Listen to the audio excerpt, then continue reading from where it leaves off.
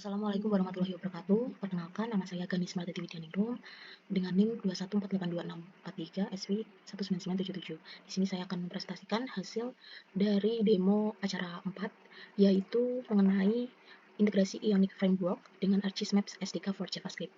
Nah, untuk penggunaan Ionic Framework ini digunakan untuk kerangka kerja pengembangan aplikasi mobile hybrid, yang dimana dapat diintegrasikan dengan ArcGIS Maps SDK for JavaScript. Nah, pemanfaatan ArcGIS Maps SDK for JavaScript ini dapat dimanfaatkan pada teknologi untuk aplikasi sistem informasi geografis dalam pengembangannya nih, yang dimana dapat dilakukan dengan melakukan penginstalan dulu pada Ionic Framework terlebih dahulu.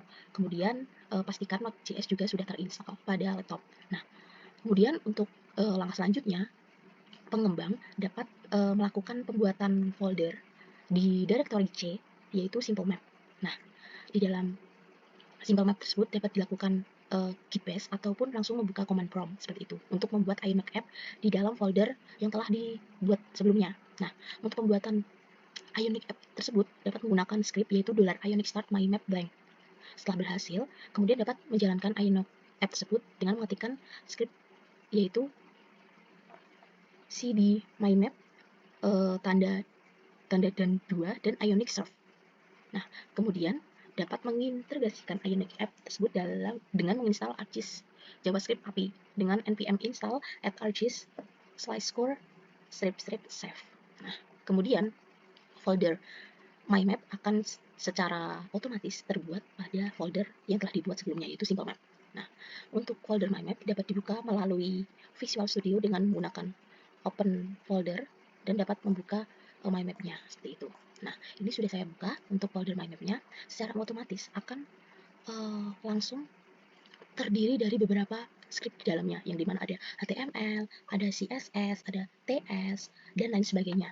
Nah, untuk langkah selanjutnya, dalam membuat mobile hybrid ini, dapat melakukan konfigurasi aset ArcGIS pada komponen AngularJSON. Kita dapat membuka dan menambahkan script seperti berikut, yaitu seperti di atasnya, itu menggunakan glob, input, dan outputnya. Tapi untuk globnya menggunakan seperti sebelumnya, tapi untuk inputnya dapat kita ubah ke node modules /arcgis/core/assets. Kemudian outputnya dapat diberikan pada folder assets. Nah, kemudian dapat membuka file index dan dapat meletakkan di index ini, kita meletakkan suatu script, yaitu mengenai link, rel, dan script src, yaitu seperti ini. Nah, untuk link ini digunakan untuk dapat membantu mengintegrasikan antara ArcGIS API dengan Ionic Framework ini. Nah, kemudian dapat melakukan pembukaan file homepage.ts dan melakukan pengubahan pada struktur komponen maupun menambahkan import map maupun map view. Nah,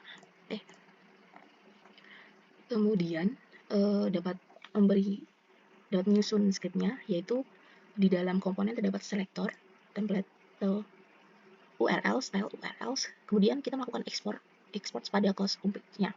Nah, di sini kita menggunakan private latitude dan private longitude. Nah, sebelumnya kita juga memberikan arahan untuk longitude-nya dan latitude-nya diatur sesuai dengan lokasi masing-masing.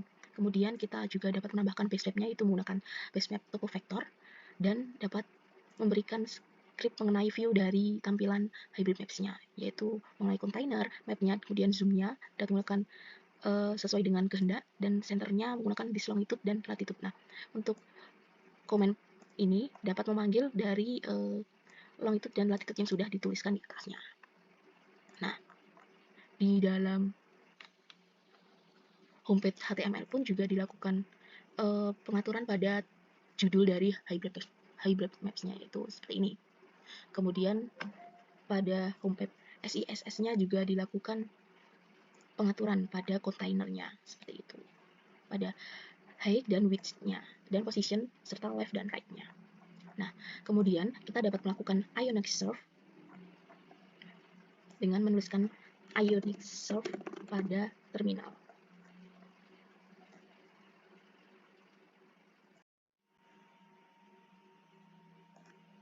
Nah, berikut adalah tampilan dari hybrid maps yang telah saya buat terkait dengan penggunaan Ionic Framework yang diintegrasikan dengan ArcGIS API JavaScript.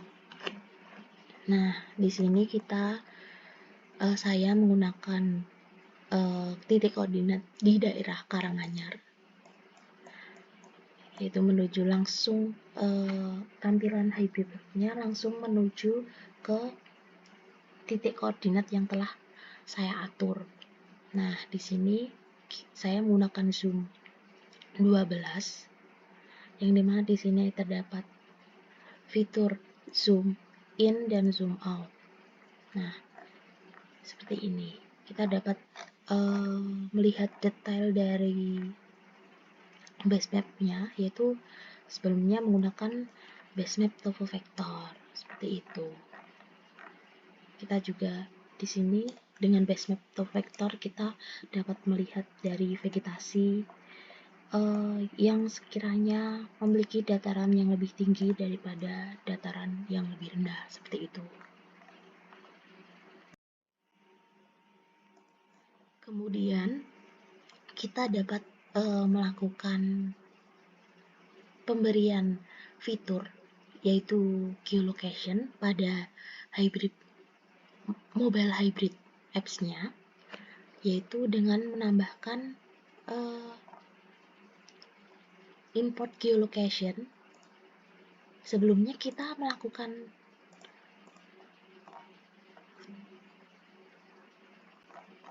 penginstalan pada geolocation, yaitu dengan membuka terminal pada Visual Studio seperti itu. Nah, kita dapat menuliskan script yaitu npm install add capacitor/geolocation. Nah, setelah berhasil, maka kita dapat melakukan import pada fitur geolocation ini. Nah, kemudian kita dapat menonaktifkan dari longitude dan latitude yang sudah kita atur sebelumnya dengan ctrl slice. Kemudian kita dapat menambahkan script yaitu terkait dengan pengaturan geolocation, yaitu ini, yaitu composition await location current position. Nah, di sini kita dengan script ini kita dapat memanggil dari titik koordinat di mana kita berada saat ini, seperti itu. Nah, kemudian setelah menambahkan script ini, kita dapat melakukan Ionic Surf lagi dengan menuliskan cmd dulu dan Ionic Surf.